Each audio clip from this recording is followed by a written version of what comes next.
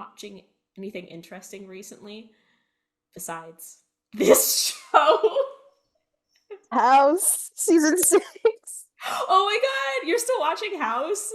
Yeah, I mean, I like take like really long breaks between seasons, and then sometimes on break, I'll just like watch a lot. I Yeah. should be watching The Boys since it's coming out, but instead I'm like, nah, I'll watch House.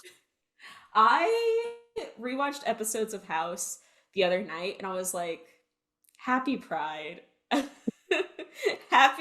Happy Pride to Hilson and 13. I'm watching House. There are things that are wrong with Wilson. It's so crazy. Fabiola, how much do you know about House? I know that the main guy is kind of insane. Yeah. And I know that the meme of misogynistic homosexual versus versus manic schizophrenic woman something something, the YouTube caption is from a House video. I think Wait, that's all I Oh, wait, know. is it? I think wait, I don't so. know this. What? I thought it was a Law and Order thing. Maybe it's possible. Similar vibes. Let me check. Yeah. House is literally it's a show that is truly it's homophobic and gay. It's ableist and good disability representation. It's like it is a hate crime and uh like some of the best things you've seen on television. It's crazy. It's Me talking about South Park, oh my which I god. haven't seen in a Yeah. while, actually.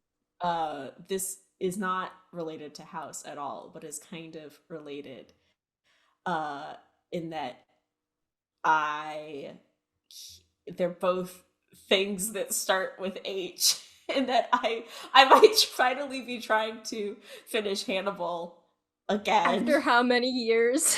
Yeah, like Look, I have seen Me season with 1 Sex in all the the way City, through though. like 3 times.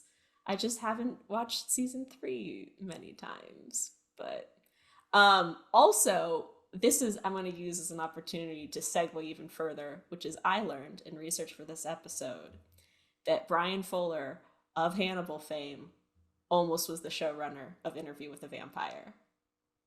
didn't we know I had heard this? about that. Oh, I didn't know I that. feel like we've talked about this. I didn't know this. I didn't remember that. Roland's I doing a good job, That's though. crazy. Yeah, yeah. Maybe I Yeah. talked about it with someone else, but it made me think of you, so I was like, of course Saffron knows this. It just disappeared from my brain if we have talked about it. I have other facts rattling around in there. Today we are discussing Interview with the Vampire. This is Yeah. also we have a lovely guest. Would you like to introduce yourself? Hi, I'm Karina Revilla. I'm a friend of the show, I guess. Yeah. We uh we have Karina and I have done fiction podcast stuff together. Um which we've talked about. We've talked about Valkyrie Cycle and Yeah. Yeah, find that Chronicles wherever on you get this your show. podcasts. Rate, Yeah. review. I've It, somehow managed to be in like 2 of those episodes. well, you helped with cool stuff behind the scenes. Mm. Oh gosh. This so actually Fabiola, you were the one who suggested we discuss this season. Do you have a particular reason why you wanted to bring Interview with a Vampire to its giving camp? I just really like vampires, and this is an under-discussed show as much as its fans annoy me. Oh. Real. Yeah. Um I I was like, "Oh yeah, of course it feels like a no-brainer to discuss this for Camp Pod because it's such a fun show and we have many discussions in our friend group about it. Um and Karina, you always bring really cool insights, so I was so excited to invite you on as a guest. But I have just I have been like, just the more I've researched and thought about this episode, like my brain feels like it's been expanding, because I've just been really trying to think about like, how is this, like, what are different definitions of camp? How does this show fit into like ideas of camp? Because like so many reviews I've seen have called, like, specifically Sam Reed's performance as Lestat as like, call that campy. And like there are people who like talk about the books or talk about the movie and say that it's camp. But I'm like, I want to get into like the theory of why this works, and also just talk about why the performances are so much fun. But in case someone is going to listen to this episode and has no idea what the show is, do one of you want to try to give a quick synopsis of the plot? Also, spoilers for both seasons that are, we are recording this right after season 2 finished. We're going to be discussing it all. There is a season 3 that's been announced. There are also, this is all based on a book, whole book series. So how would you summarize the plot? So it's basically about the main character in the first and second season is arguably Louis, but the main character of the series overall, especially in the books, it's Lestat. But the show mainly follows Louis as he's turned into a vampire by Lestat in early 20th century New Orleans. And then they turn Claudia, who's like 14 years old, and she's like their surrogate daughter slash sister. And there's this whole thing between Claudia and Lestat to the point where Claudia convinces Louis that they should plot to kill Lestat, and they kind of do, but they don't burn his body. But then they move to Europe and stumble upon this vampire theater troupe slash coven where Louis meets Armand. And then there's that relationship, and it's a whole thing. Armand's another like 500-year-old vampire Who I love. And this is all retold to this journalist, Daniel Malloy of Succession fame. Yes, the actor who plays Daniel Malloy. How do you say his last name? Because I feel like I don't know how to pronounce it. I think it's Malloy. No. The actor Eric.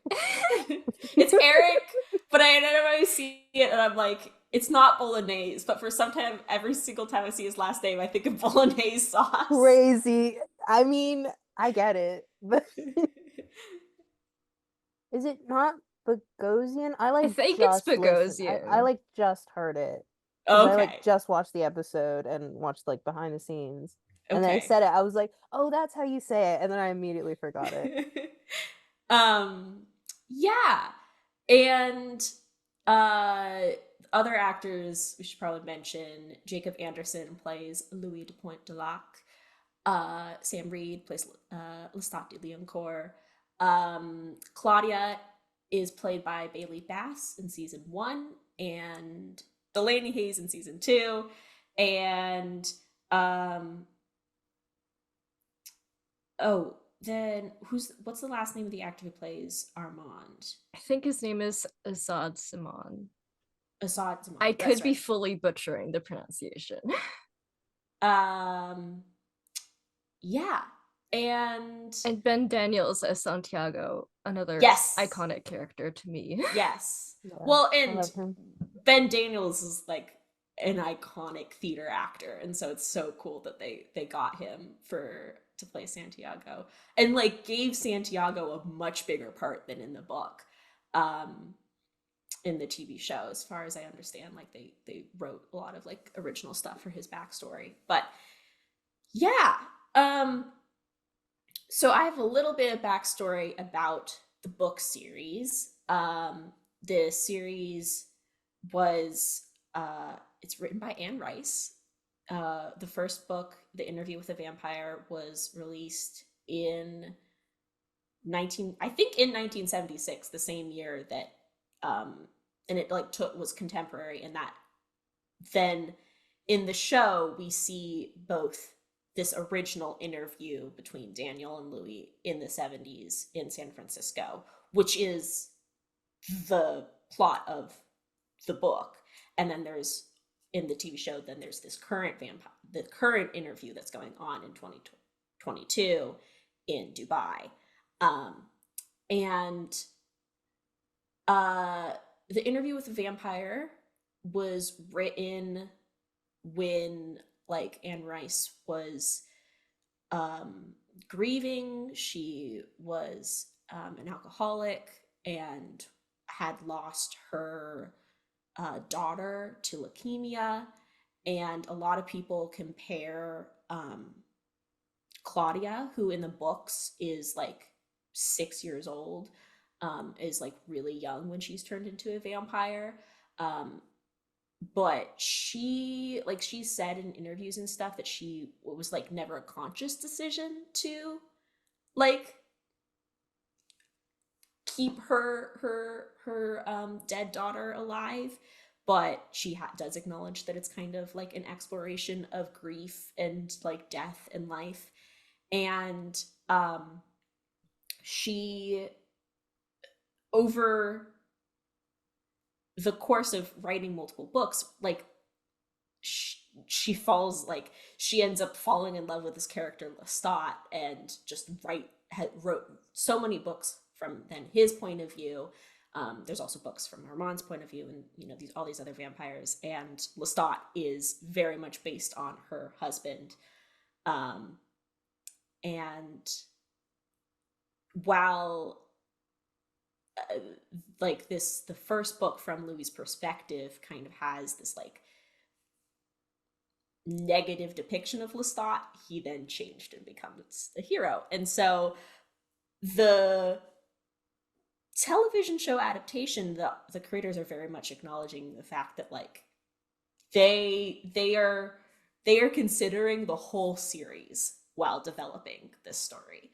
And even though it's The Interview with the Vampire and it's Louis' story, they worked in details from all of the characters' backstories from the very beginning, which even though those backstories were not written at the time of the original Interview with the Vampire book.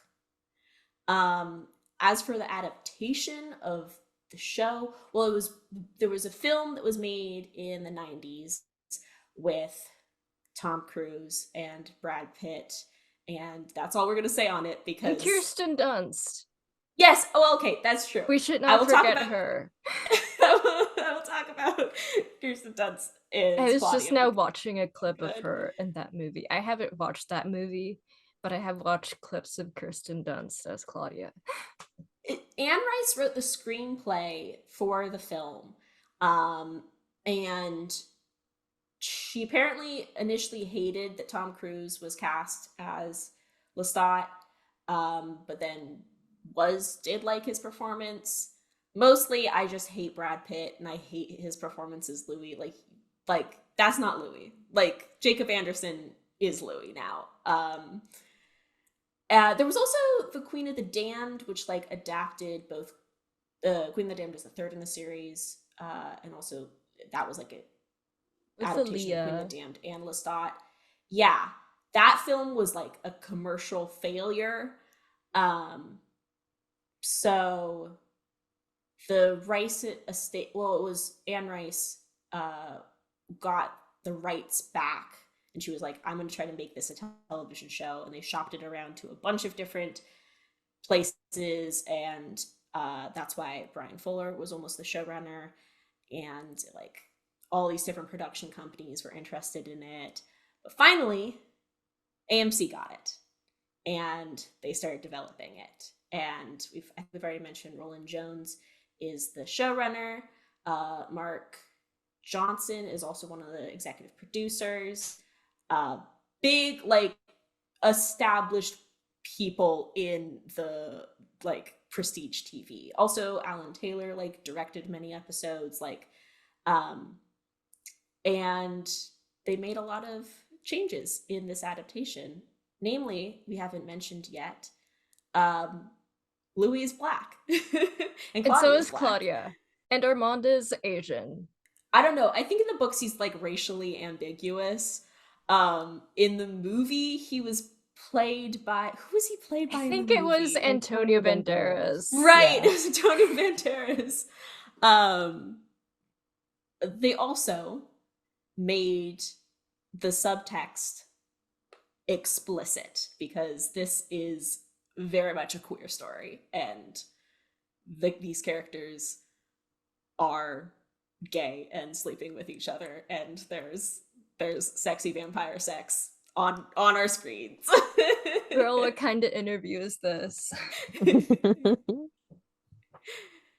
um how, okay, I'm curious, how did you guys like, what is your personal background with like Interview with a Vampire? Did you guys like, when did you start watching the show, or do you remember like why you started watching the show? Fuck. Like genuinely, I don't know. I think it was just word of mouth that Yeah. my friends had started watching it. Because like personally, I never watched the movies and never read the books. Like I had like no I had the like greatest knowledge I had of Interview with the Vampire was that Antonio Banderas played Armand, and I only know that because I that's mentioned in What We Do in the Shadows. Oh, right, right. Yeah. Because Guillermo loves Armand because in the movie he's I guess Latino. I don't know. I feel like Armand is at least an honorary Latino. Yeah, He's like Yeah. Latino coded to me. yeah. We can yeah. We'll accept him. We'll take him. I think possibly that and possibly because first episode gay Lou I mean amazing performances, Catholicism, vampires are cool, and it had The Hannibal-esque first themes. episode is one of the best pilot episodes I've ever seen. Oh my god. And I think the It's, first Yeah. episode is like still amongst the best episodes of the show. yeah. Yeah. Honestly, for me, like, I think the only episode that I'm like, eh, I I don't think that's as strong as the others is the season 2 opener, but all of Yeah. them, every other episode, I'm like, I'm gonna watch this. Like, I would watch this a billion times. Like, um, Fabiola, did you think you just like it was word of mouth I and like, think it was just first me watching the trailers and going, oh, this looks promising. yeah. And seeing that it got really good reviews. But I think I started watching it like right as it started airing, basically. Well, I have the background that my mom is a big fan of the Vampire Chronicles, which is not surprising if you know me or her. She loves vampires. I mean, that was like kind of her, like one of her first fandoms, I think, was reading the Vampire Chronicles books. And then, of course, Buffy, which is something we've had an episode on Buffy the Vampire Slayer, that came later and is another like great show. But um yeah, I watched the movie with her and my sister a couple years back, which she was really reluctant to watch because she hated the movie, because a lot of fans I think really disliked it because like neither Tom Cruise or Brad Pitt like fit what fans like envisioned for Louis and Lestat. These are like incredibly iconic characters that people are really passionate about. But I enjoyed the movie, and at that time, the TV show had been announced, and I remember thinking like, "What is it like? Why? What? How is this adaptation gonna work if like they make Louis like a black man, because in the books and then the movie Louis is a slave owner?" And I was like, what how is this? Is this just like oh, we need more representation, or are they gonna like, how are they gonna handle this adaptation? And so when the show started coming out, it was kind of like a given that we were gonna watch it because we love vampires and my mom loves the books. And I loved it from the moment I started watching it. And so I've watched it with my mom, and I discuss it with her, and she gives me, you know, her thoughts based on like what she remembers from the books and things. And as far as her opinions as a fan of the books is that it's an incredible adaptation. And she also thinks it's like, I've heard her say to other people, like, it's like the best thing on television right now. But you know, as if we'll get into discussing some of the later episodes, or there are stuff that the show did that are controversial and fans of the books do not like.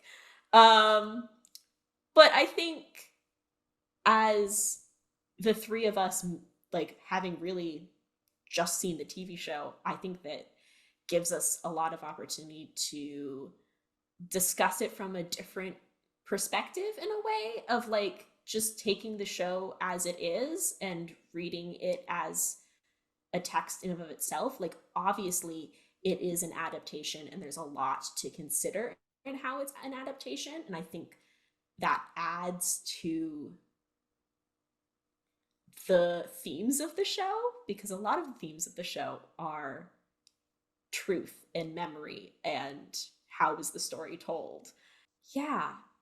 Is there a scene or a moment or a character or something that one of you wants to start with, or just like really excited to talk about and jump in? Because I feel like I've been talking a lot.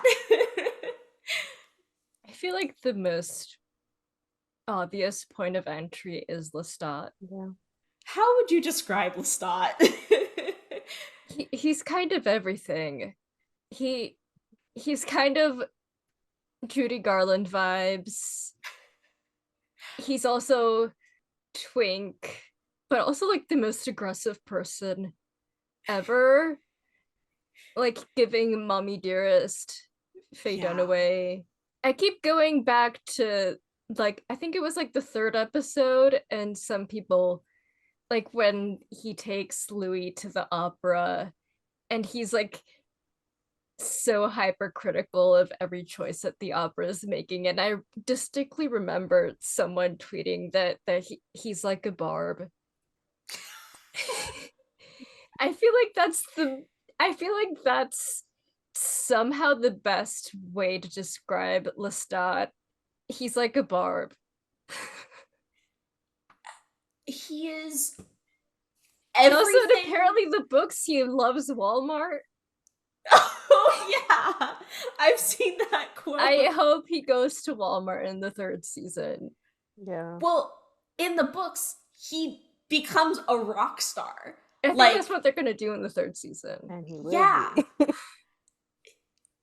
Lestat is, everything about him is the biggest thing it could be.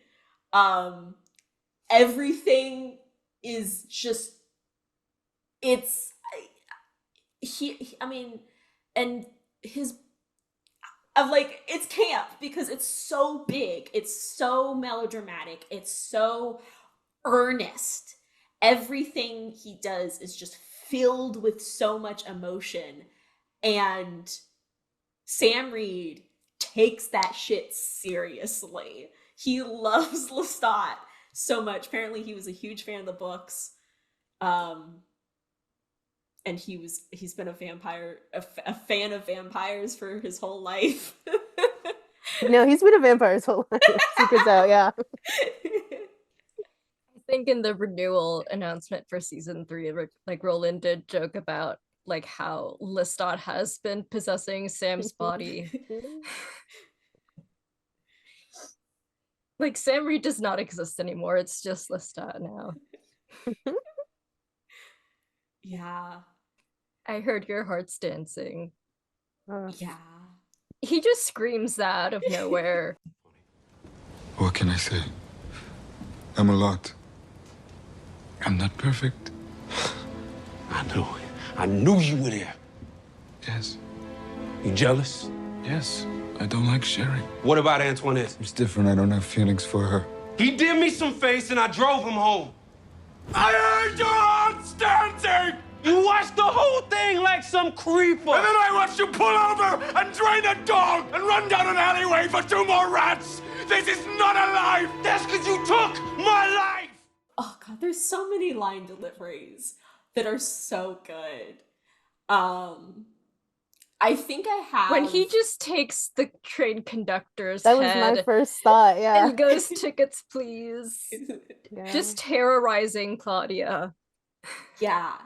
Well, something that that also reminds me that this is kind of a theme of this season of Giving Camp is been like the darkness of camp. This is a horror show. This is a gothic romance. It's bloody, it's gory, and it's also like deeply upsetting in many points. It is a story of like it's abuse. so funny, and all the episodes are kind of full of jokes, but the whole thing is very much about abuse, and also especially the 7th episode of season 2 is basically all abuse, but it's also one of the most camp episodes of the show. Yeah. I want to briefly mention, I couldn't find it. I was trying to see if I could find any reference discussing it, but I remember seeing something on Twitter about that moment in it's episode 6 of season 1, I think, where basically Claudia is trying to run away from home because she hates Lestat because he's a hilarious, menace, but he's awful. He's a menace. Yeah. And yeah, he then like finds her on the train. He kills this train conductor and like uses its head and to like mock her basically. And I saw someone on Twitter talk about how that moment is reminiscent of like runaway slaves being like run down. And it's I think that I was like, oh yeah, that's so true. But it also stuck with me because the moment was saying like this is so dark. Like how like why are people turning it into a meme and laughing at it? Because it can be both. And the show is obviously utilizing it as both. Yeah, and I also think that isn't uncommon. Like, I mean, I've never seen the show, but I think it's from The Punisher or something like that scene where like oh yeah, John, whatever his name is, I don't remember his last name. He's also on the bear. That scene where he's like, no, no, no, no, no, no, no. And like my friend who's seen the show is like, that scene is so fucking dark and sad. Like I can't believe people turn it into a meme. I was like, I've never seen the show. I think it's really funny and I use it in humorous situations. Like memes are a result of like happens. Big emotion and trying to express feelings in a way that you can't write. And a lot of times it comes from stuff that in context is kind of horrifying. Yeah. I mean, and I also think that like, I mean, it's a way to kind of cope with the emotions, but it's also a way to be like, if you don't have the context of the moment, things that are really dark but really exaggeration is funny. Yeah. And I think I'm so excited for season 3 of Interview with the Vampire because that like melodrama and exaggeration of Lestat becoming a rock star from the books sounds so much fun, and I don't think they're going to stop like exploring the darkness as well, because there's a line in the show that is also just, you know, I think people talk about where it's like all vampires are born out of trauma. and like Lestat turns Louis and abuses Louis. Armand also in his relationship with Louis is incredibly manipulative. And both Lestat and Armand are characters who were abused and went through horrific situations themselves. And yeah. Uh, let's talk about Armand, because you love Armand, Fabiola. I love my Gaslighter 3000. He invented gaslighting, he invented manipulation. Like, he literally edited memories out of people. Yeah. I think that I want to talk about him because he is a character, and also like Assad's performance is so much more subtle than Sam Reed, but it's also incredible and like so. I think I texted you that the main three guys, Jacob, Assad, and Sam, are all each giving three completely different performances. It's like in their three completely different shows, but it somehow works. Yeah. And also like Armand as a character constantly performing, constantly putting on masks. When he was in that little booth in the trial where he's like, there's nothing. Dude, he could not acting prevent like a victim. it. Acting like a victim. But like, so like one of the things like an idea of camp is artifice, is layers, is performance. And there's like, I think of like, there's so many kinds of layers in performance in Interview with the Vampire, where I think there's like the performances, the actors themselves kind of can be doing this like heightened performances. The characters within the context of the story are putting on performances. And then I also think that the way the show itself is structured, this is where I'm like, it's this crazy. is where I'm getting big brain. Wait, I'll get into that later. Let's talk about the like that characters performing. What how would you describe like how would you guys describe Armand and Louis' relationship? I mean, what did Fabiola say? Gaslighter 5000? Like, I mean... But he's also like... So, okay, for context, all of season 1, he's pretending to be their servant. Just a little guy. Playing Minecraft on his iPad. Oh, yeah! Yeah, apparently... the producer, like in an interview or something, Armand's actor said that it was an actual iPad that had the Minecraft app on it, so he would be playing Minecraft on the iPad during filming. I would do that shit. Like, if I'm not talking, let me do something else. Then at the end of season 1, there's the big Armand reveal, and he's floating around that giant apartment, and Louis like, Daniel, meet Armand, the love of my life. But Louis says that like he's a hostage. He's like in a hostage situation.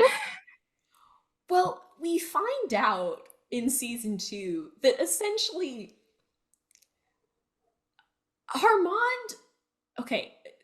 Armand in the Théâtre des Vampires was the director. In Dubai, in present day, he's directing Louis. We find out he's fed Louis lines, basically, of like, this is our relationship. This is the way things work. And it's also a construct that, like, he constructs power dynamics to make it seem that, like, he's submissive and Louis has control. But Armand's always the one manipulating things. Yeah. He always tries to I'm just the little guy his way out of situations with his Yeah. giant orange eyes.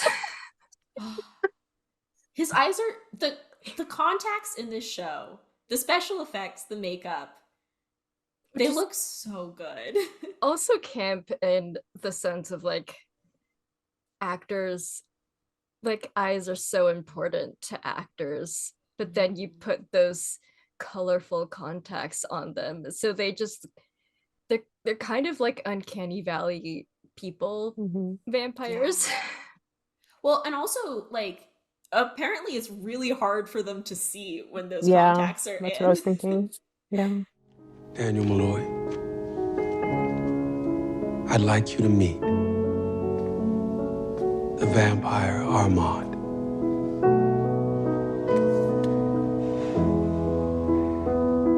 The love of my life.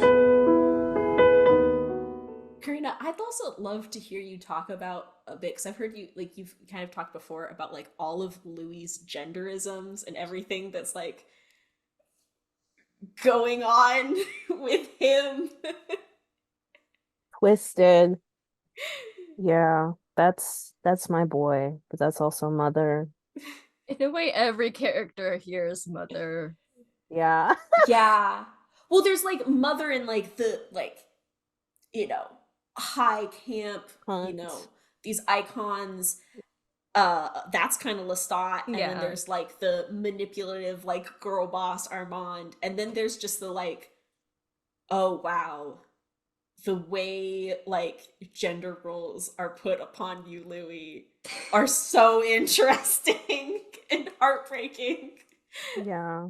but also kind of I don't know, it's like also there's moments where it's empowering. I don't know, It's a thing I was thinking about like before we started recording when I was like listening to y'all's like first episode and then like looking over the notes that you had sent, Saf. Um in and talking about performance and how characters are always performing.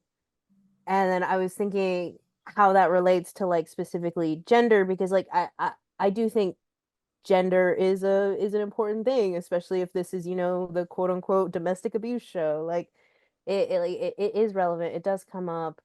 Um and how Louis travels between masculinity and femininity, um depending on situation and what suits him, and depending on what he's actually comfortable with, and then what he's not, like what of those gender performances is he not happy with, not comfortable with.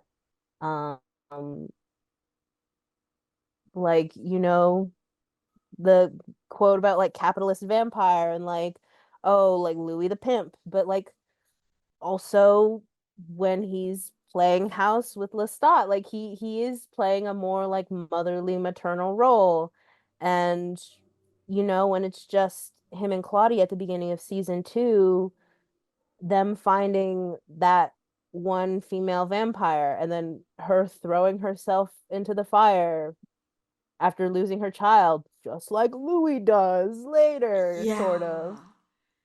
Oh my gosh, I hadn't even made that connection And yet. also, isn't Louis based on Anne Rice herself? Like, Yeah. isn't he kind of Yeah. like her representative in the Yeah. book? Yeah.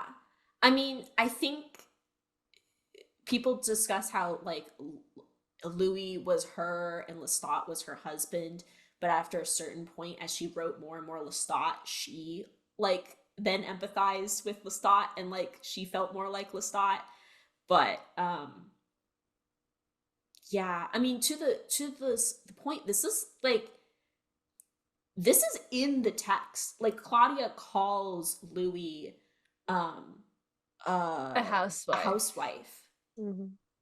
I think the last thing I kind of want to say for now, at least, about like gender and also like how gender and sexuality, because gender and sexuality are all like tied in our culture, and like any examination of one is an examination of the other, is like sexuality and vampirism is like is always been linked in media, and this show, in making Lestat and Louis and Armand, like all of their relationships, like explicitly gay, and like the way that then ties to their vampirism, I think is so interesting and exciting.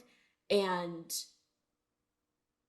Louis is a, is a gay man. He's a closeted gay man at this, in the start of the show, when he's more like human.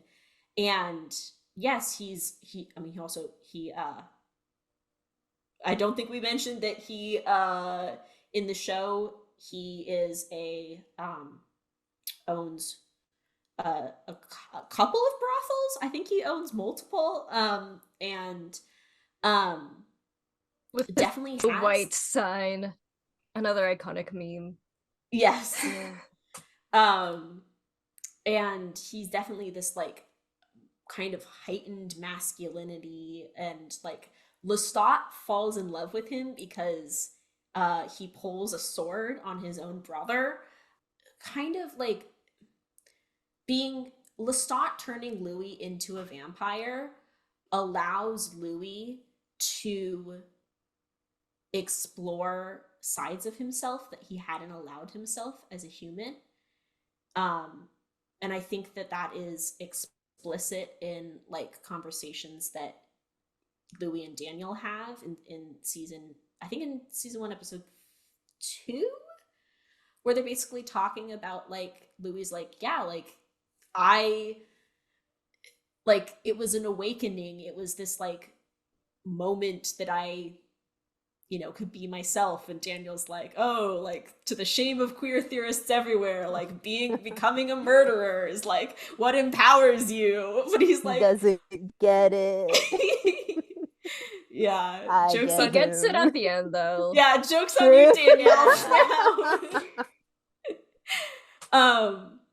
But also in the season 2 finale, when the reunion of Louis in present day finally going to Lestat and thanking him, and like thanking Lestat for like, you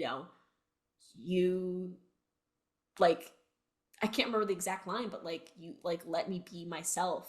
And I just think it's really, really, it's so cool, and it makes me emotional because I'm a gay person who loves vampires. I just really think it's cool that they're like, the show is like, yeah, like this is a transformation that, yes, you become this monster that drinks on blood, but also you are powerful and you can be yourself and like assert yourself in a way that like is so cool, that we got this like black gay badass vampire.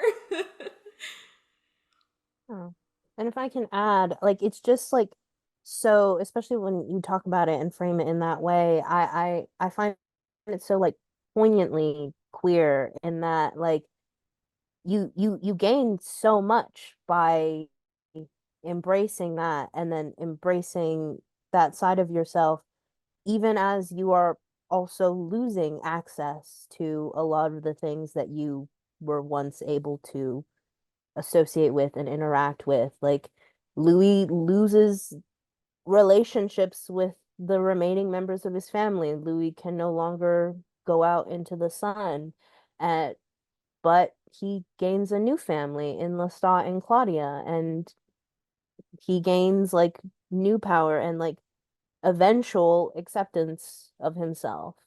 I do think that's very like poignantly queer. Yeah. Also, let's start occasionally using she/her pronouns in the present. Oh yeah. Yeah, well, he does with New Orleans. He calls I am she is me. Yeah. Vampires are fluid, baby. I didn't know it was a gift. I wore it like a curse. I was selfish. I tried to make nights awful, but this. I see. I wanted you to suffer. Because I was suffering. Shall we list all the ways we have wronged each other and why it will never be right between monstrous? I came to thank you for the gift you offered me, the gift I denied, for the nights in front of me, where I might learn to live honest. Thank you. Again, I love Lestat with his Spotify and his little piece of wood at the end. Like, it's like an emotional scene, but there's also Lestat there with his piece of wood and his Spotify. Yeah, it's like this like touching, moving moment, and then it's just a Siri, stop.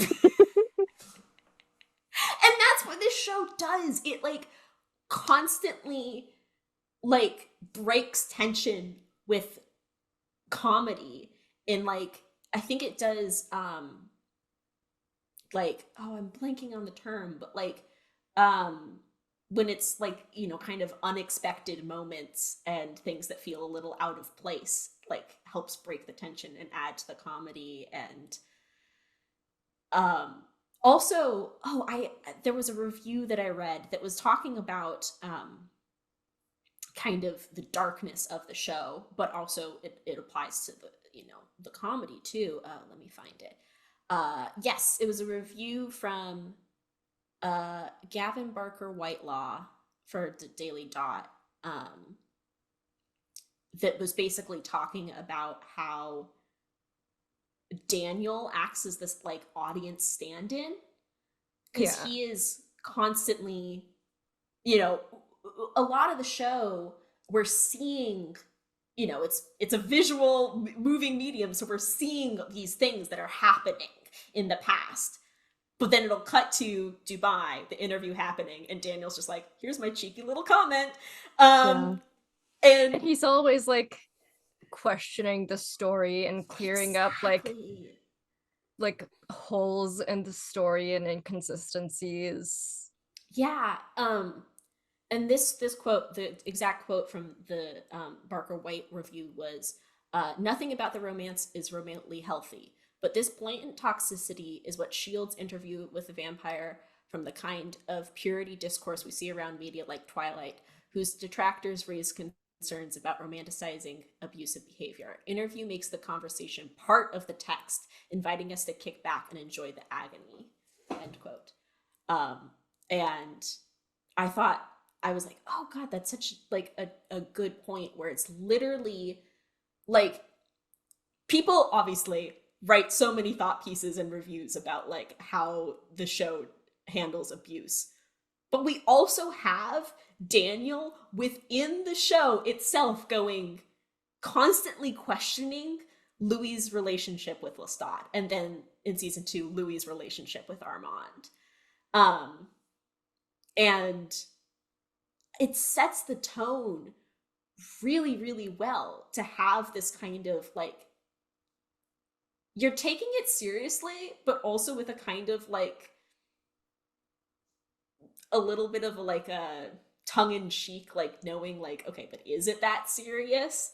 Which is camp. Yeah, like, and I feel like the show itself, like even if Daniel wasn't there, I think the show is very much operating within a sense that like sometimes it's fun to watch these people be horrible. Yeah.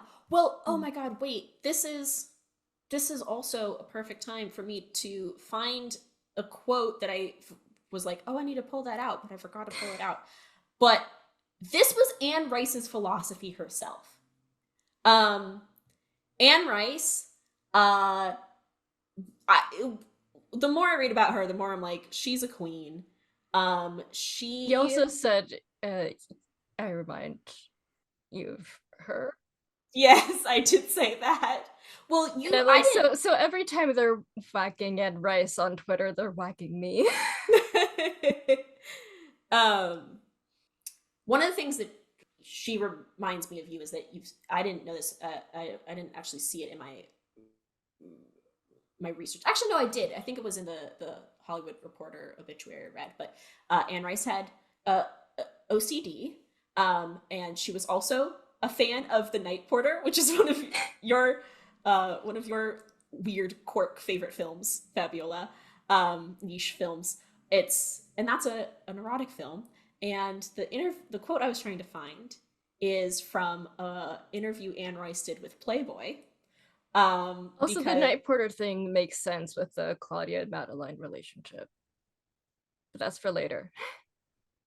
Interesting. Yeah, I wonder if that was because I don't think that was in the books at all. I think that was original to the show. But anyway, the Anne Rice. Well, the Interview with the Vampire and like the whole Vampire Chronicles are definitely sexy.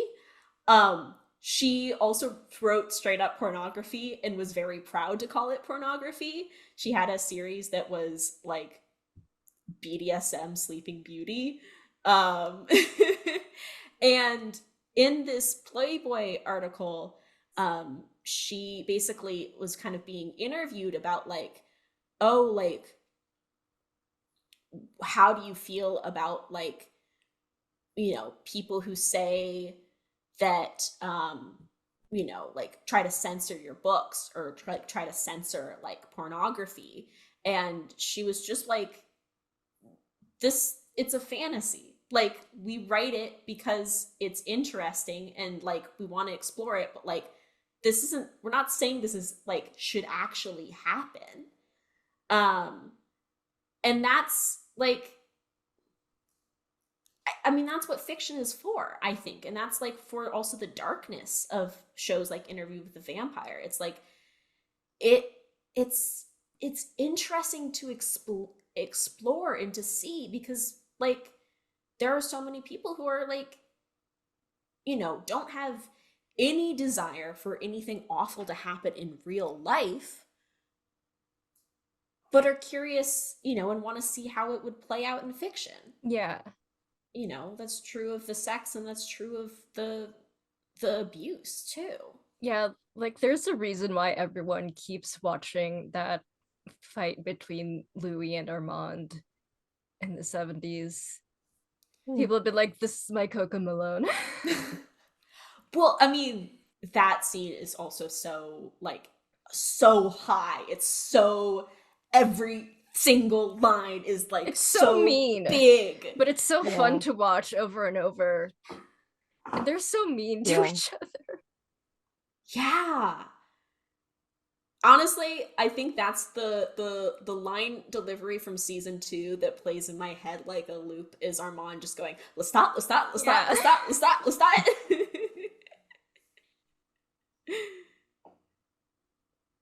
And like they're imitating each other's accents and everything. Yeah. Yeah. All while Daniel's bleeding out in the corner. Yeah, he's literally... Don't worry about him. I think this also like kind of brings me, I don't know, like we're hopping around all over the place, but I wanted to mention, and so does the show. Yeah, so the show. Since we've talked about San Francisco in that original interview, I want to kind of talk more about like what this show actually shows us, if that makes sense, of like it, because it starts off pretty typical in that we open with Daniel Malloy and we follow him as he gets, he is mailed tapes of this original interview he did with Louis, and Louis saying, hey, come to Dubai, I want to do the interview again. And then as that interview begins, we're hearing voiceover Louis describing his life story, and we see it. And then in episode season 1, episode 3 is the first time that we're seeing something. Daniel questions it, and we see it again. And that, I think, was the moment where it's like, holy shit, this show is everything. Like, I am now 100% in, because the show is like, it's specifically this moment where Lestat, or not Lestat, their names are sometimes Louis. too similar. Louis. They both start with L, and my tongue gets all twisted. They're so different. But Louis is recounting how basically, because Lestat and him have like an open relationship, kind of, but Lestat is being super like Of course. hypocritical Of about it. course. Of course. Of course. And so like Louis goes to hook up with like a childhood friend in the swamp, and then he like is pretty sure Lestat followed him, but maybe he's like, but maybe Lestat didn't follow him, but like Lestat's shoes are muddy, and Daniel asks, was it raining? And Louis goes, I don't know. And we had seen like this happening when Louis described it, and then we see it wasn't raining, and then we see that it was raining, and then the show, I think, from that moment on, slowly starts, it kind of builds this like expectation that what we're seeing, what the person is describing, might not necessarily be what actually happened. And it gets to the point where Daniel straight up asks Louis, are you schizophrenic? Well, I mean, he also started seeing hallucinations of Lestat. Yeah. And his brother was definitely Yeah. mentally ill as well. And like we do also get episode 4 where we get Claudia's diaries. So like Claudia's narrating. And we're, like, Icon. seeing what happened from her point of view. Then in season 2, we see scenes where Daniel isn't in the room. And I think it's kind of almost shifting where like this is also like it's shifting to be comfortable following Louis, because that's then the second half of the finale, we're just following Louis. Like it's no longer a story is being told. We're following him and seeing what's happening to him. Because the interview has been published. Yeah. But end of season 1, Daniel is dreaming, and he's getting flashes of memories from that. So we're seeing his memories of San Francisco. So then by the time we get to season 2, episode 5, which is maybe the best episode of the series, I don't know. It's hard to say. It's either that one or episode 7 of the second season. Yeah, because the trial is also so good. But season 2, episode 5, it's Louis and Daniel, because Armand's left, and they're basically going back and forth, trying to piece together their memories of what happened in San Francisco. And it's just so like, I don't know, it's just so interesting to me, because I believe that the characters believe whatever they're saying is true. But I also there's some things where I'm just like, is that how it actually happened? Like, because also like there's something that like, as also just like, not even like me as an academic, I'm just like a little bit bewildered as a fan, is like Louis is saying that Armand talked to Lestat for him, but we see what Lestat and Armand was actually saying and what they were saying to each other. But I'm like, how would Louis know what they were saying? Is that just for the audience's benefit? Or is Louis also like saying like, I think this is what they said to each other?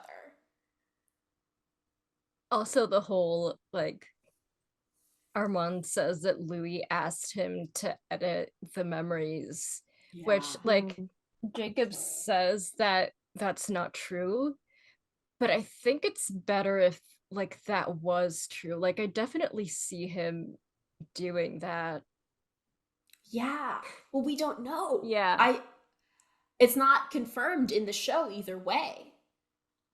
Also, something we haven't talked about is also there's season 2, episode 3, I think, which is Armand telling Daniel what his, like, some of his backstory and how he met Lestat. And it's completely different than the books. I saw so many fans reacting to this episode of, like, Armand telling Daniel, like, this love affair between Lestat and him. And, like, they were just like, he's writing fan fiction. That didn't happen. Which is completely believable, like, especially by the end of the season. I'm like, yeah, he absolutely could have made all of that up. Yeah. Because kind of all he does is make shit up. So this is the thing that I had a thought. This is my big thought that I had while I was driving around the other day, which is, if one of the aspects of camp, is things in quotations, I think I would argue that Interview with a Vampire, the show, is camp in a way that it's saying, this is what happened, and this is what happened is in quotations. And we've talked about, like, movies in the past that are, like, kind of historical pieces, like Valley of the Dolls, or, like, The Girl Can't Have It. Help it. Wait, Help It. I was like, that's not it. The Girl Can't Help It. Where it's like, oh, this is, like, where, like, it doesn't, what's being depicted as the time period doesn't line up with what actually, like, the time period looked like or acted. But I feel like that this is a show that's, it's kind of like that, but it's like, no, the characters and the story is, this is what happened, but it's in quotes, and it's like,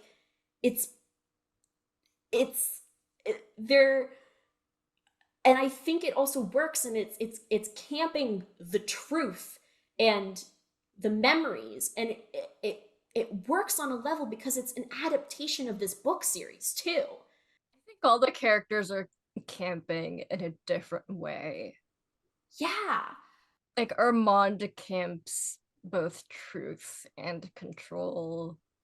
Lestat is camp. Yeah, but, like, do you get what I'm saying, in the sense that it's like, there isn't one true story, like everyone has their memories of how that happened, and that is true to them. But in the construction of, like, the story of these characters and the events, because there's multiple books in the Vampire Chronicles, there's multiple ways that you can interpret the characters. The show itself, in the way it's telling the story, is going, yes, these are the truth. This is the truth. And it's not fully taking it seriously, even if the characters are taking seriously, but it also isn't making fun of it. It's just kind of holding it in this space that's like, this is, and I think that's really, it's kind of a complex idea, but that's my idea. The season finale kind of acknowledges it when Daniel is going on his promotion tour for the book, and the reporter describes the book as a fictionalized memoir. And Daniel's like, no, it's not fiction, it's real. But is it? Yeah. Yeah. I mean, I think it is real to the characters. I think that's their version of events.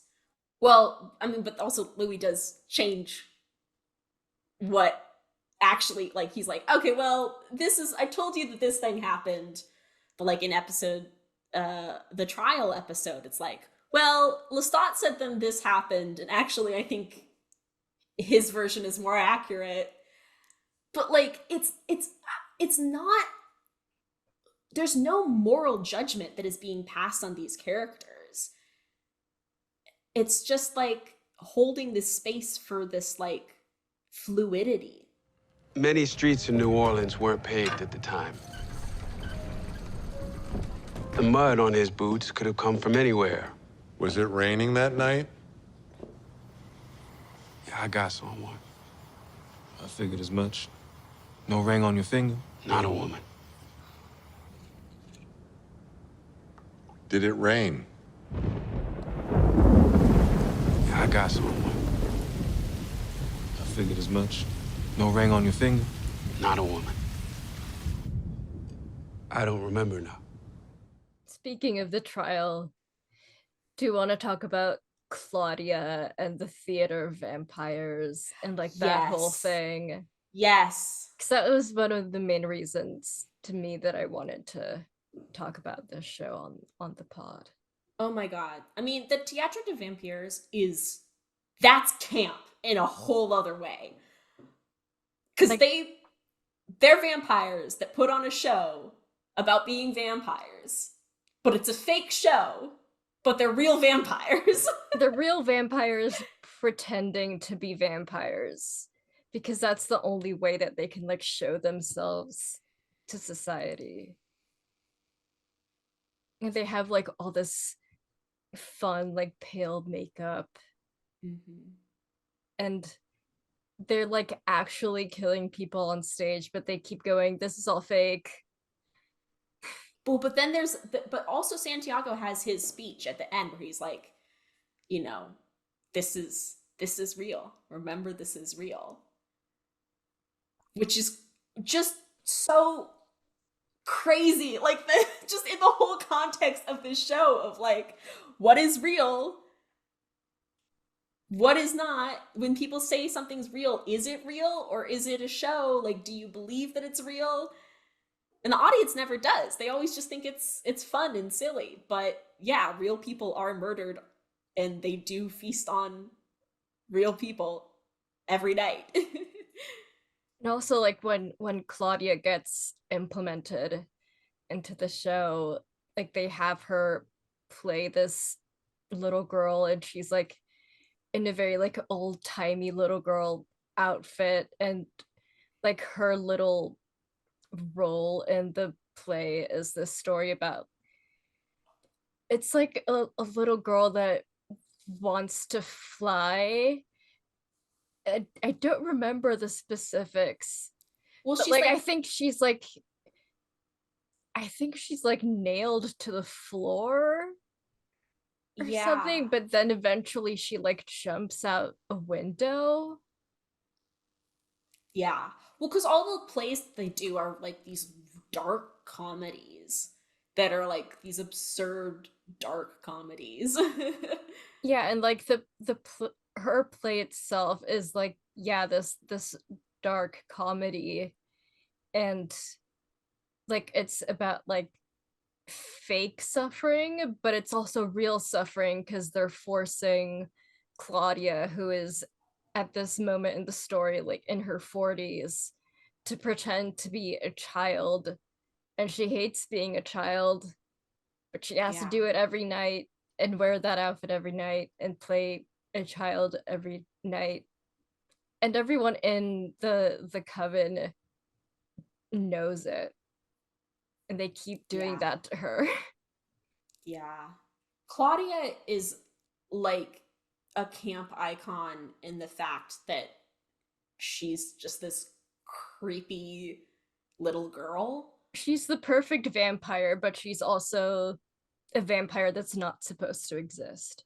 Yeah. Yeah. But she's also not a little girl is the thing. Yeah. And that's like this tragedy of her is that she is this powerful woman trapped to look like and perform something that she no longer is, and then gets fucking murdered for like rules that she never, you know, like she did things.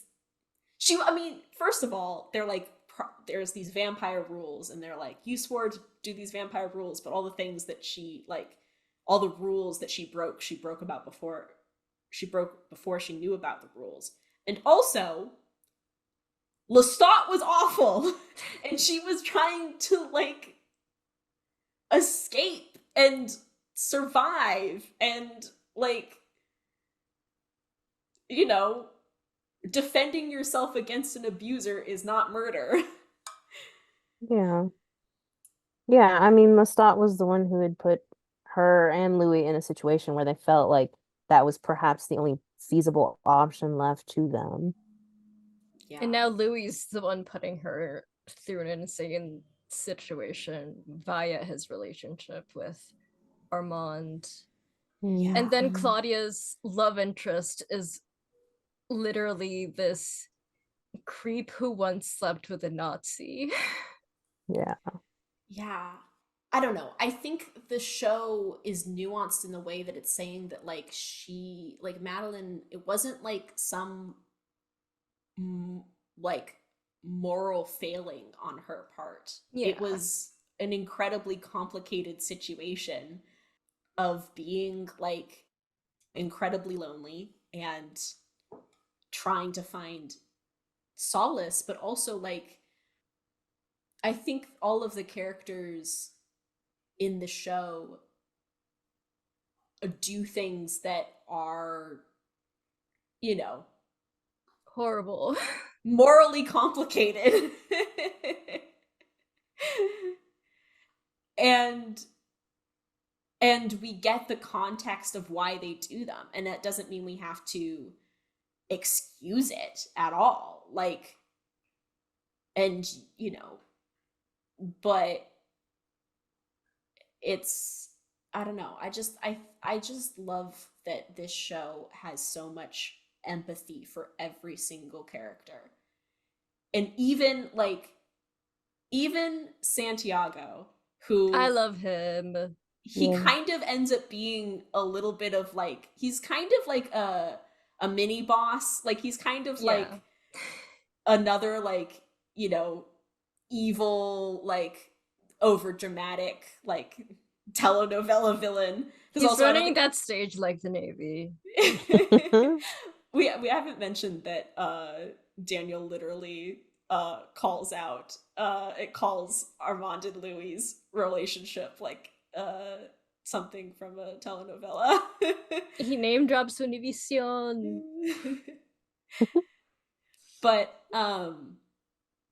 we also, in Louis hunting down Santiago to kill him, we get Santiago's backstory too, just like little pieces of it.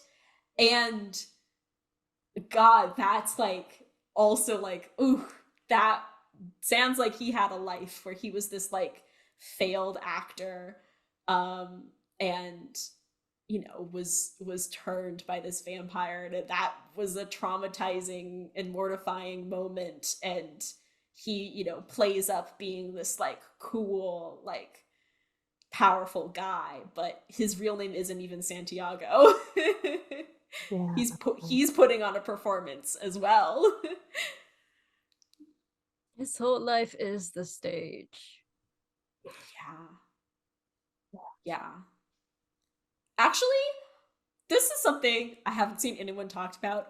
Absolutely crazy to me that all of the theater vampires sleep in their coffins in the green room. Like, what do you mean their coffins are like in their dressing room? They don't have any, like, they don't get any time away from each other. Like, they are truly a toxic theater group.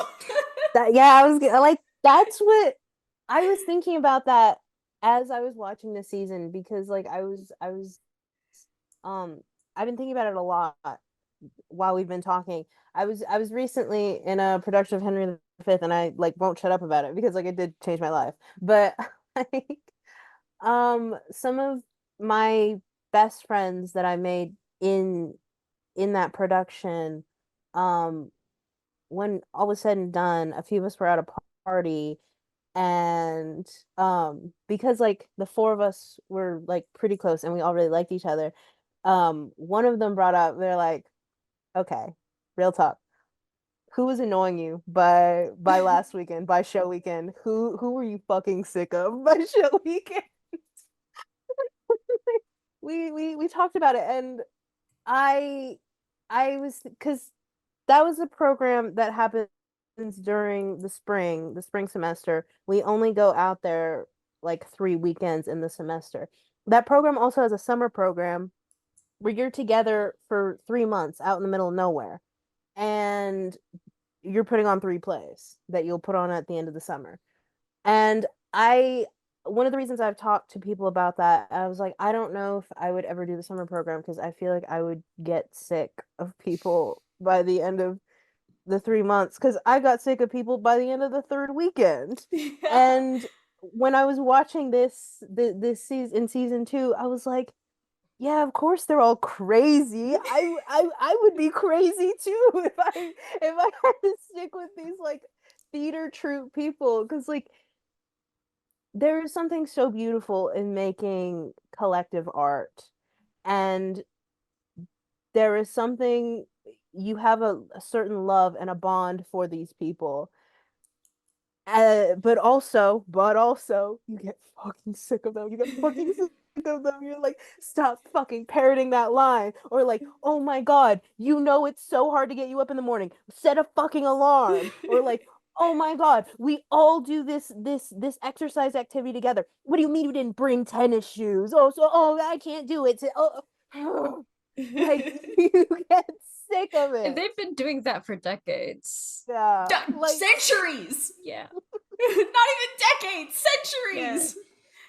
Speaking of, Lestat's little theater performance in the Armand storytime section is crazy. It's like, oh, this diva. He's a little clown. Actually, didn't He is a little clown. I think Sam Reed actually said that he like specifically studied clowning to play yeah, he like did. Lestat for them. I think that's immediately apparent, and that is something that I did kind of want to bring up in going back to what I think Fabiola said, how it feels like Assad and Sam and Jacob are all sort of in different shows, but like it all meshes and works really well. I really agree, and I think a lot of it, in my opinion, is the commitment that they all show to their characters and to their performance.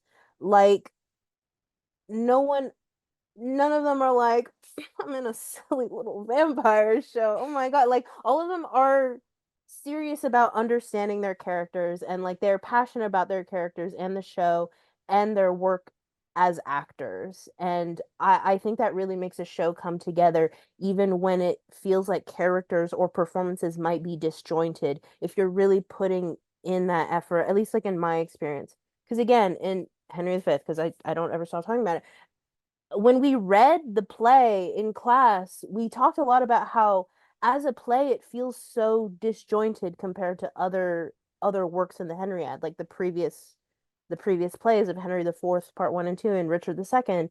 It feels so disjointed in tone, because you switch between the King Henry, who is waging this self-serving war, and having these complicated thoughts as a complicated character, and then you also get his like idiot tavern former friends who Henry almost never interacts with, and the only time they do interact, it's not knowingly. He's under disguise. So again, playing within a play, performances as already a performance.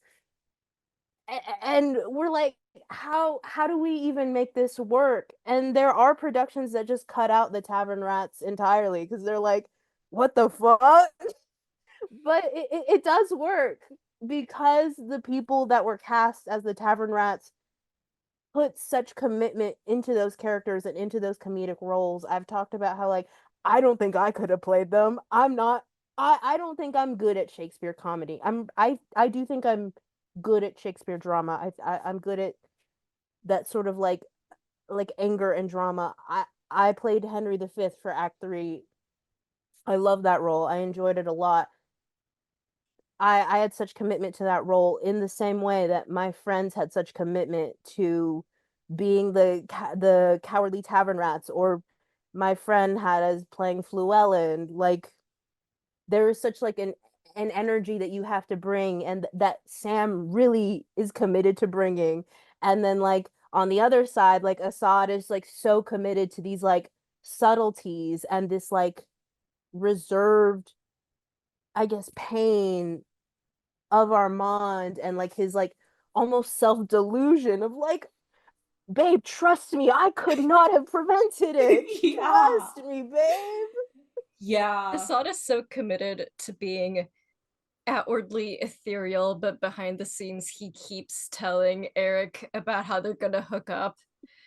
And how apparently it's like a constant, it's like something that happens constantly. Wait, I didn't know this. Yeah, Yeah. apparently Assad like torments Eric about how they're going to hook up next season. I mean, I hope they do. Yeah. Give me And- even more toxic and- yaoi in my toxic yaoi show. And Jacob acts like if everything that happened to Louis literally happened to him. And you He's can see in the real. performance, like, you'd think this was real. Yeah. And Sam is like, I am this stage mom vibes vampire. That Yeah. is me. I am Lestat.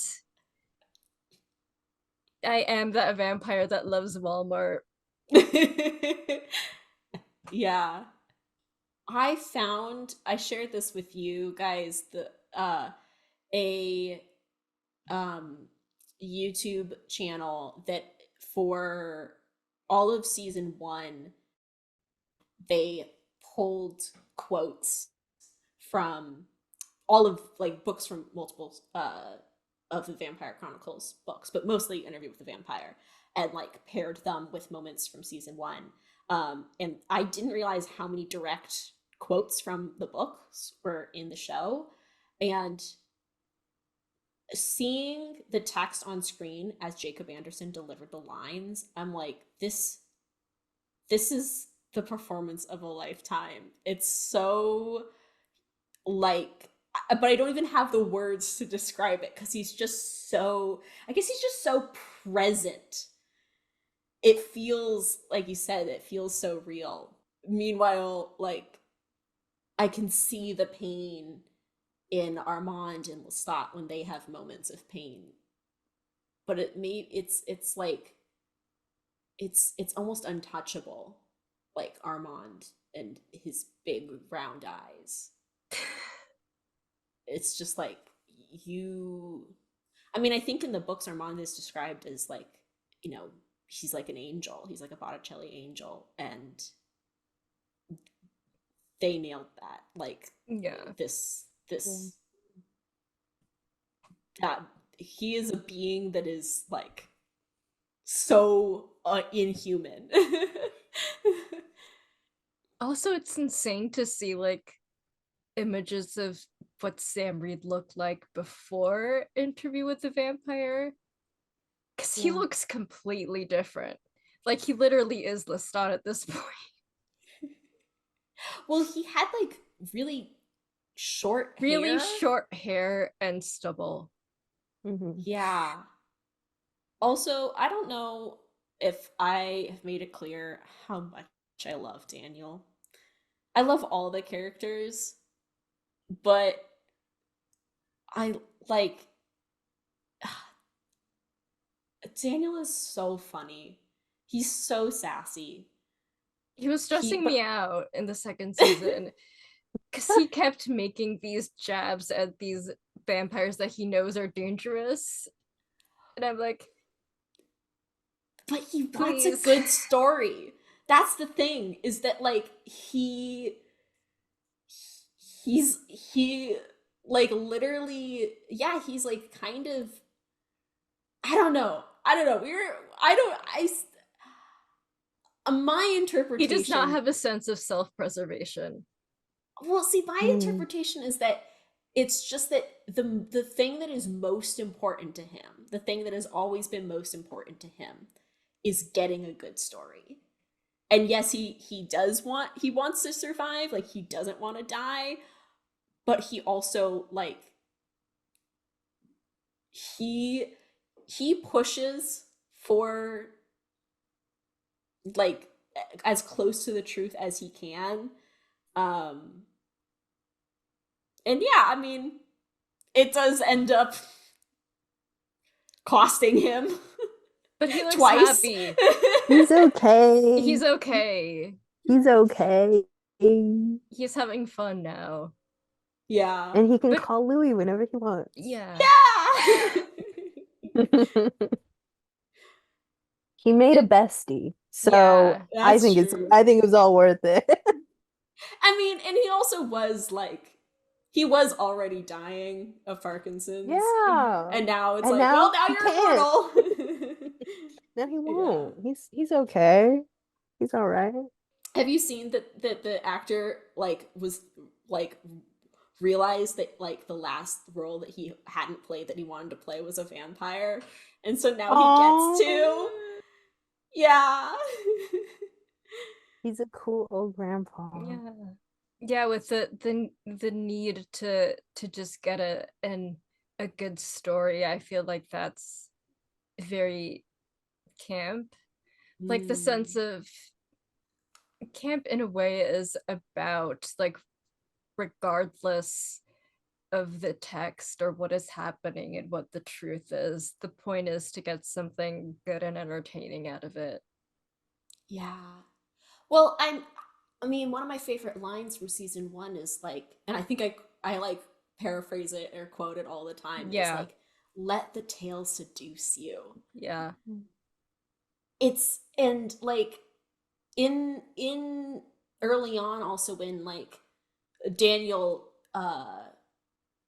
like questions Louis about this difference between like San Francisco and Dubai and like the 70s and the 2022 of like the difference in the descriptions of Lestat, which are also in terms of the adaptation, like the descriptions of Lestat in San Francisco were direct quotes from the Interview with the Vampire book. Meanwhile, this more nuanced interpretation of Lestat in the presence like is the more rounded interpretation of Lestat from the entire Vampire Chronicles, which is so cool.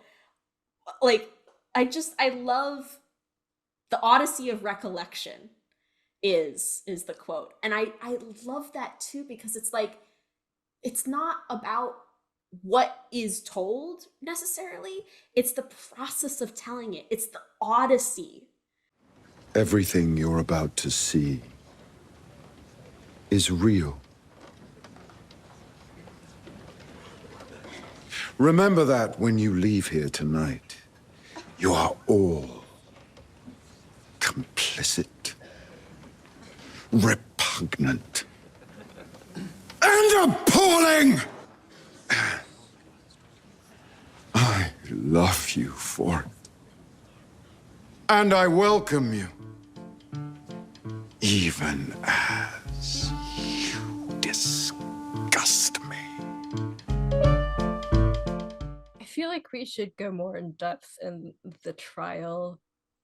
Yeah. So I find it so fascinating, especially within the lens of camp. Yeah.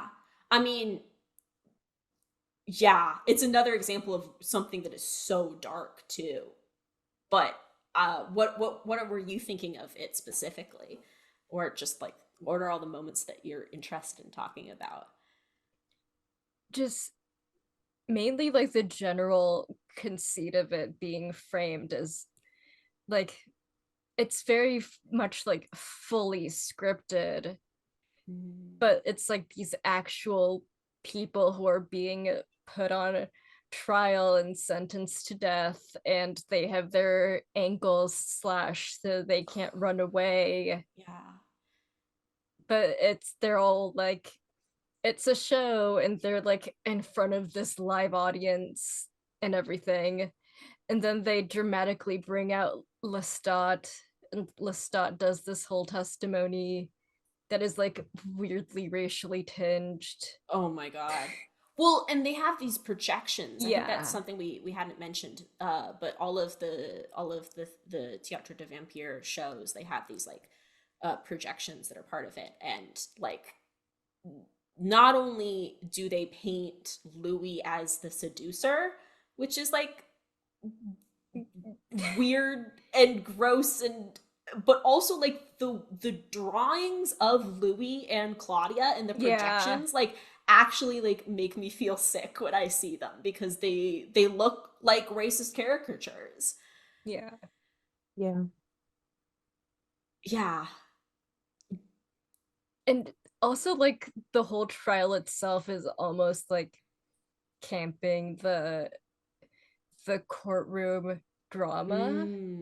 Because Mhm. like I did Oh see some yeah. tweets about how like the vampire show is doing better courtroom drama than most courtroom dramas. Well, it's also like it. Yeah, I mean, you could argue that like there is these like a cynical look at like the justice system of being like, oh, like there's always a predetermined outcome of, you know, who's guilty or not.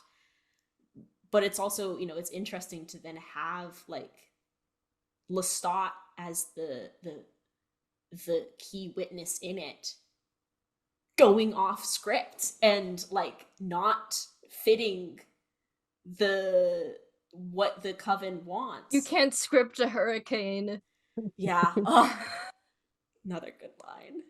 And then there's again Armand in the little booth acting like a victim, saying all of this is the vampire Sam. Dude.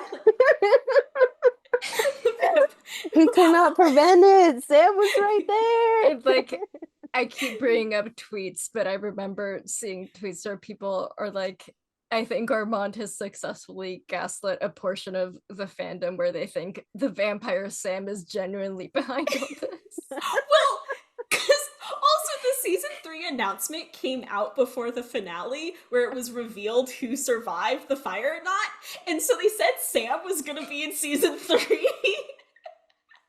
And everyone was like, well, he's the most powerful vampire, I guess. Obviously. Yeah, okay, another like moment of just me being excited about these characters in the story is another behind the scenes thing I saw. I watched the entire like kind of special that AMC did about season 2, and Sam talked about how Lestat was weakened in this trial, and he's spoiler alert, Lestat saves Louis, not actually Armand. The biggest lie. And Claudia ever still told. dies. Yeah. Because Claudia has to die because Claudia is Anne Rice's daughter. Oh. But like, I mean, but also Lestat was not strong enough to save her, I think. Like he probably would have if he could. But I saw that basically Sam said that, you know, Lestat needs to control the entire audience at the end to try to save Louis. And so when he's going into the audience and like interacting with audience members, that's him trying to get like learn about all the audience and like get a feel for them so that he can then control them at the end. And I was like, damn, I hadn't even considered that.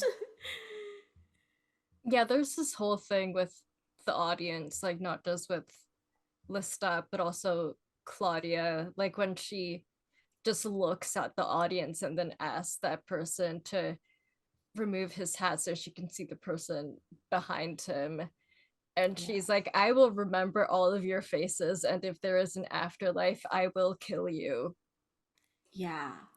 You know what that also reminds me of is the moments in season 2 when they're in the theater are so interesting. Like when these characters are directly addressing the audience within the theater, there are moments where it feels like they're dressing us, the audience, of viewers. And like Santiago's speech to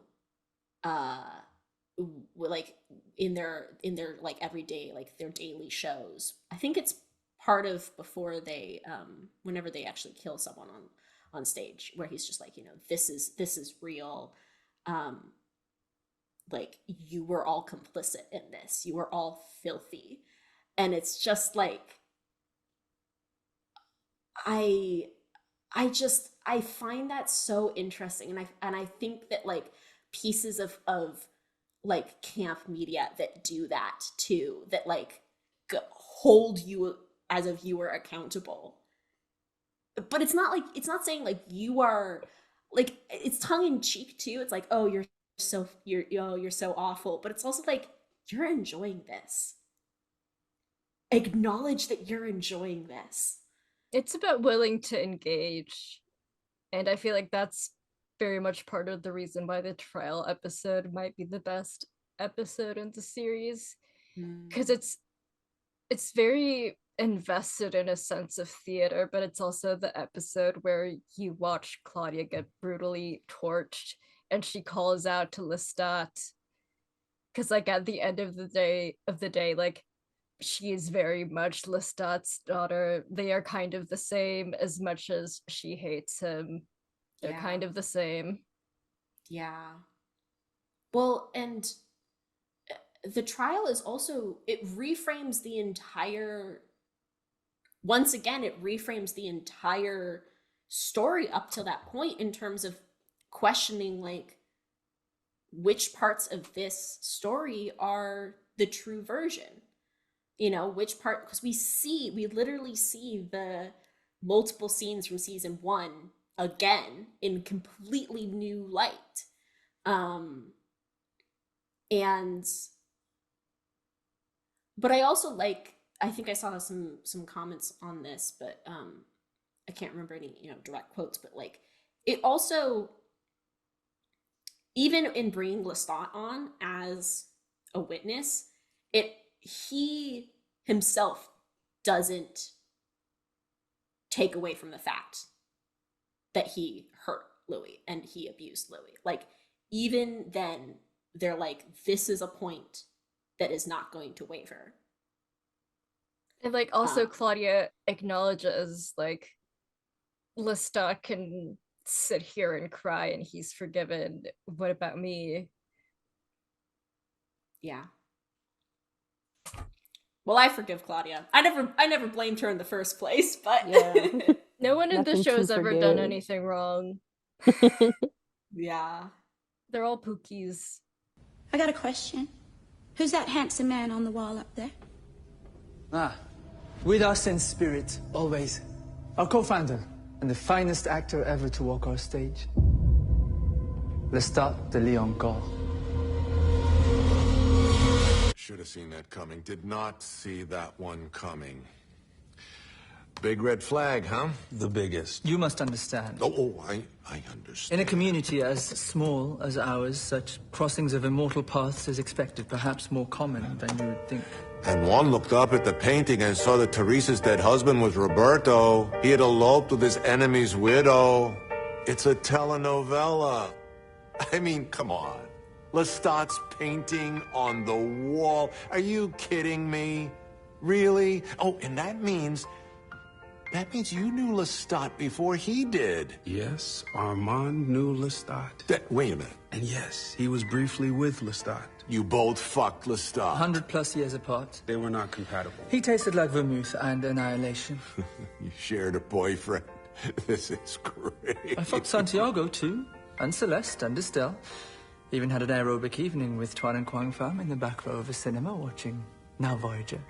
Did you? It's repertory theatre, Mr. Malloy. It's how one endures. Lestat's appearance is important. Just not in the way you think it is, Daniel. I'm done thinking. Bring me the tequila and some popcorn. Let's flip to channel 300-something. It's a Univision night. I want to ask you guys something, which is I didn't really have any, I couldn't find any like academic sources on this show, probably because it's new. But even like finding like camp analysis of the books or the movie, it was kind of hard to find. So I reread Susan Sontag's notes on camp. And it is also true that she talks about like how Gothic novels are a precursor to camp. And I think that, you know, the kind of the heightened stakes of everything is of Gothic romances or is camp. But something that she said that really struck me was that she wrote, quote, that there is never tragedy in camp. That she kind of separates like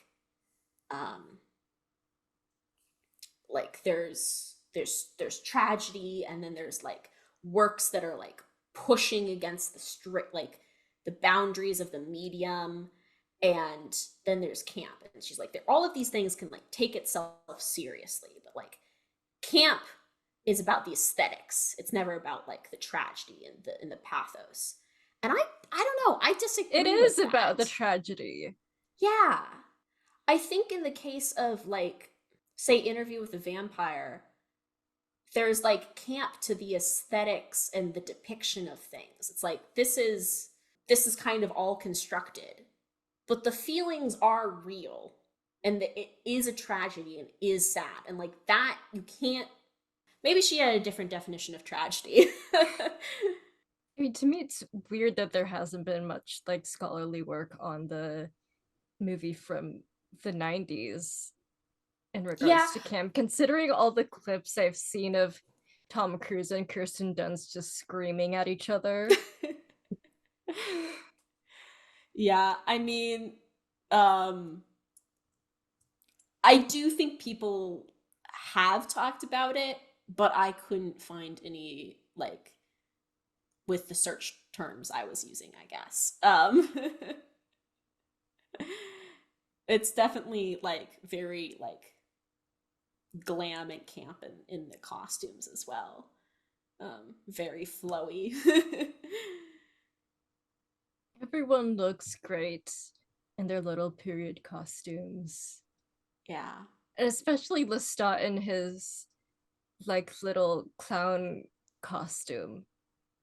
I think that might be my favorite Lestat costume so far. Which one are you? Oh, the one in the one theater. Armand's, yeah. Yeah, the Harley Quinn, I think. Yes. I've seen it called too. It was Harley Quinn vibes. I actually think my favorite like visual that is like a full like campy Lestat visual is the Mardi Gras parade. Because I was gonna ask when we were gonna bring up that parade. That's another moment where it's like they're pretending it because he's like in this big white, and it's like inspired by the Bram Stoker Dracula movie. Oh, it was? Okay. I think so. I mean, it's very similar. We need to discuss that movie one of these seasons because that movie, the costuming is crazy. But I also like in that Mardi Gras, in the float, in the parade, he's like, because there's a whole thing with Mardi Gras, it's like king cake and there's like a baby. I don't fully know the whole tradition, but for the float, it's Lestat like biting into a fake baby that like then is like has like red streamers and stuff.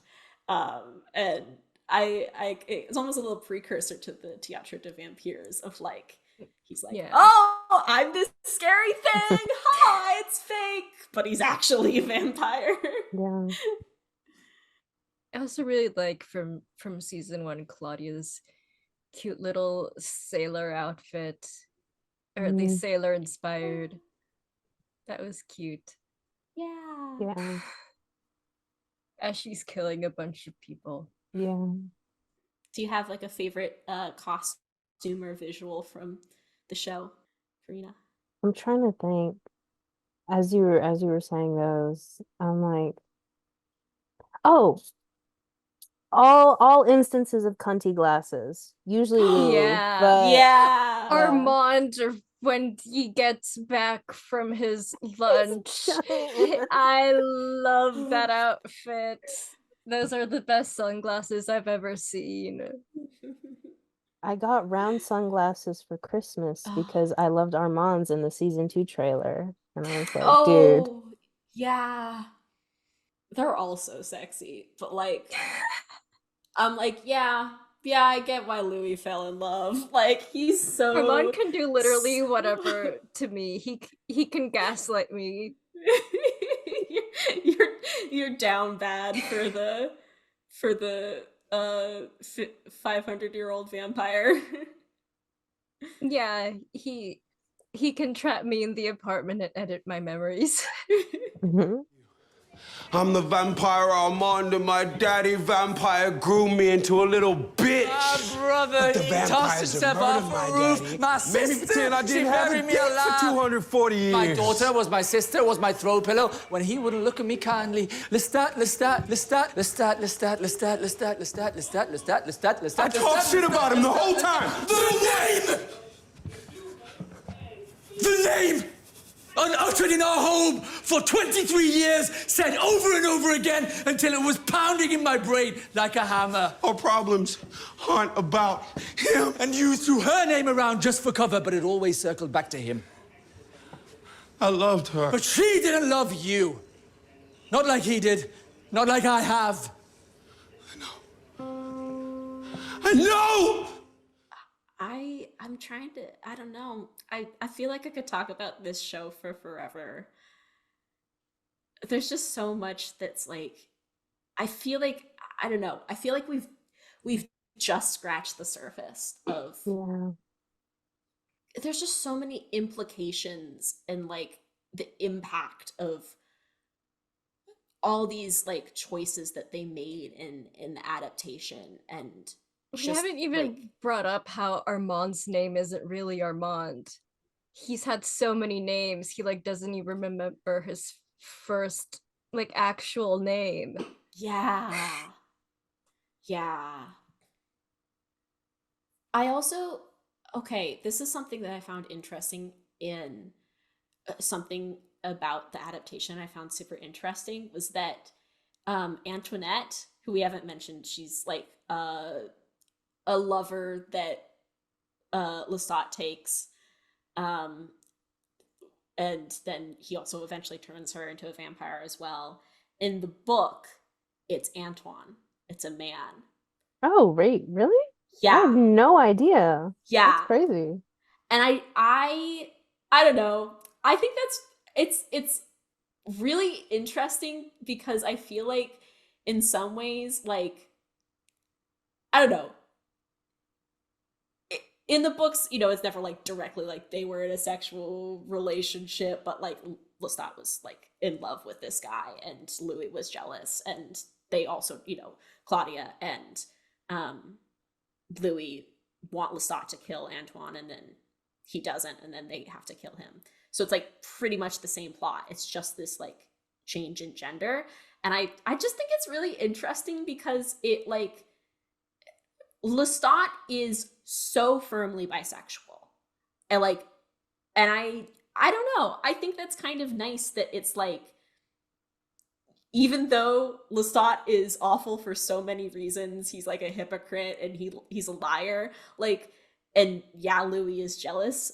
It's never like a thing that it's like the issue is that she's a woman and like I don't know, like, does that make sense? That it's like, Yeah. it's double. It's not like there's some double standard because it's like, well, you should only be sleeping with men or something. It's like, it's just that Lestat's bisexual, and that I don't know. The issue is Lestat is running around as Lestat does. I as someone who there's so many like real and fictional like bisexual people where like audience reactions or like, you know, even sometimes writers, it feels like they're trying to make like that, you know, someone who's bisexual only have relationships with like men or only have relationships with women. It's cool to see, like, especially for a bi man, to be like, yeah, he has relationships with men and he has relationships with women, and all of those are important to him. And I hope we get to see more of Lestat being a hoe in season 3.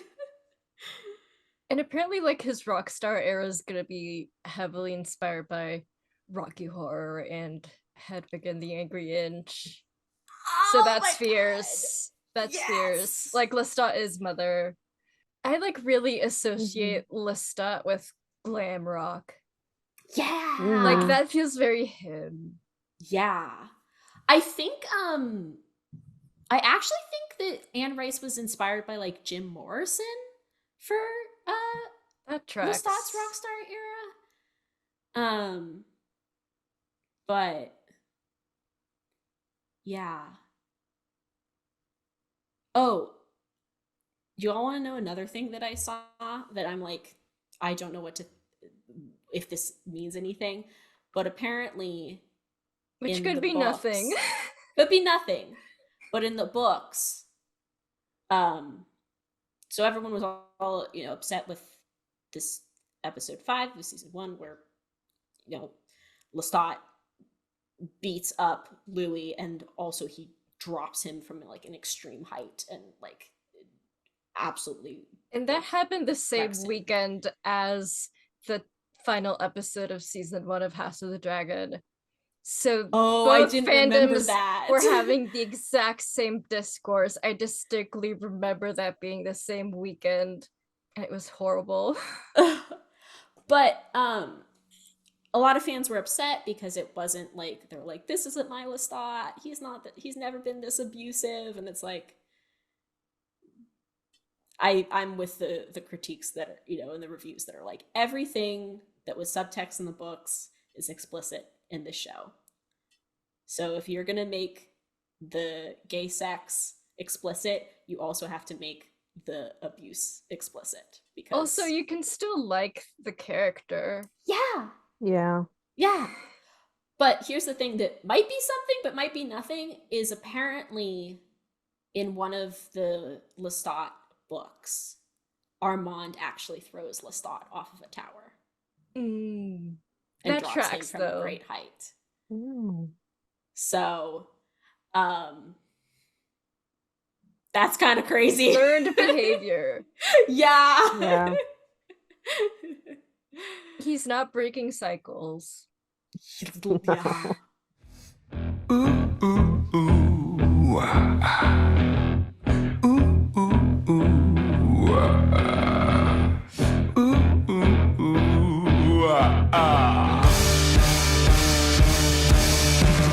Why the long face, my pretty baby? I got long fangs. Come appraise me. Bring your long stakes. That doesn't faze me. Well, are there any other things that y'all want to talk about? Anything that you just want to be like, I love this.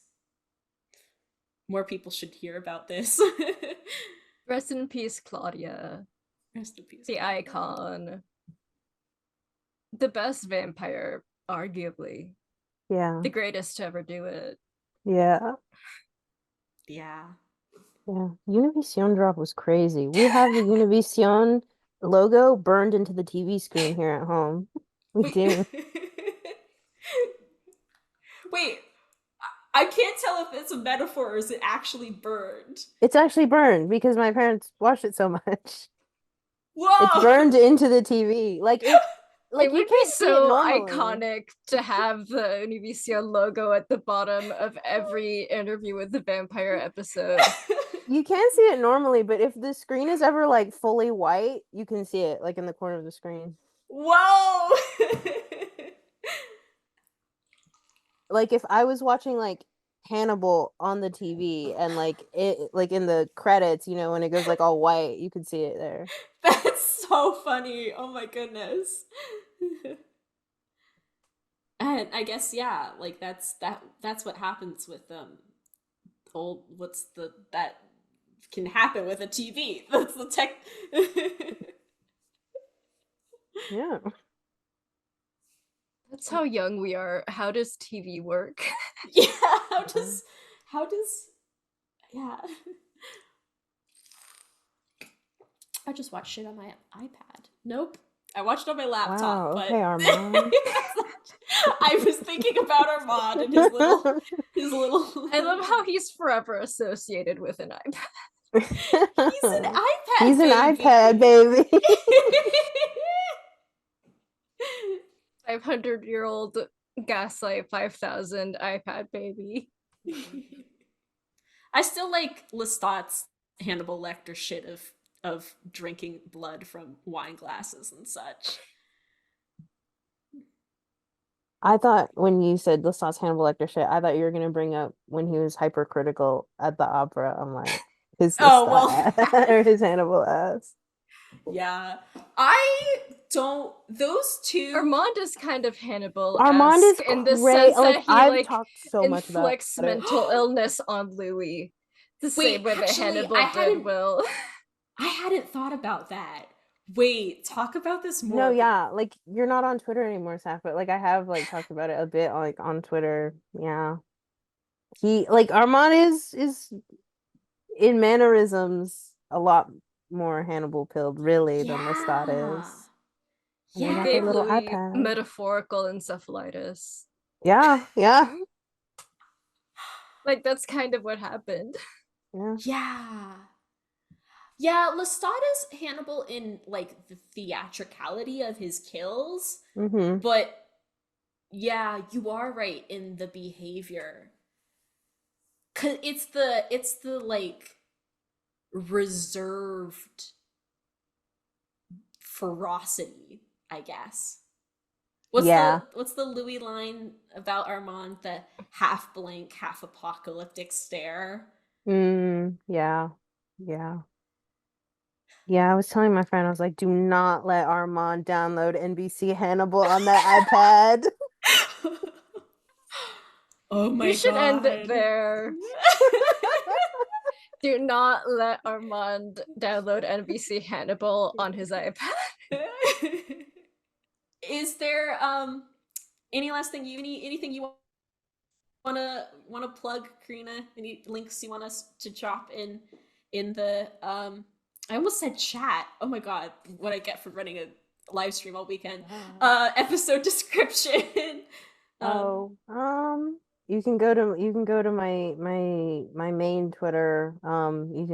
It's my name, Karina Revilla 1414. And everyone listen to Midnight Ceremonies Media. Yeah, go listen to TVC. Yeah. that's what I'll plug still. Go listen to TVC.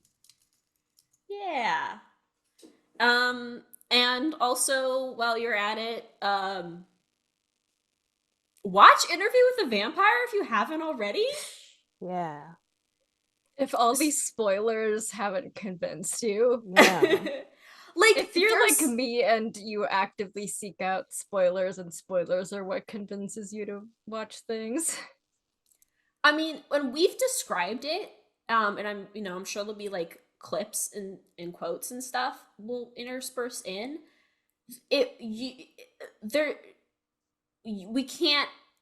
like a 10th% of what actually it's like watching the show, because you have to like watch these gorgeous sets and watch the performances and yeah. Well, I'm so glad that we got to discuss it. Thank you for coming on the pod. Yes. Thank you for having me. This was wonderful. I had fun. Yay! I have been your co-host, Saffron Hefta-Gaub. You can follow me online everywhere at Gaub Hefta. And I've been your other co-host, Fabiola. You can find me on Instagram at Fabi0LAHH and on Twitter at Fabiola_Liano. Our theme song that you're bobbing your head to right now is by Harrison Lurie. Give us a rating on Spotify and a review on Apple. Thank you to our patrons, Nicole Veneto, Jose Liano, and Pericles Gaspari. Please check our episode description for additional links and citations. Thank you so much.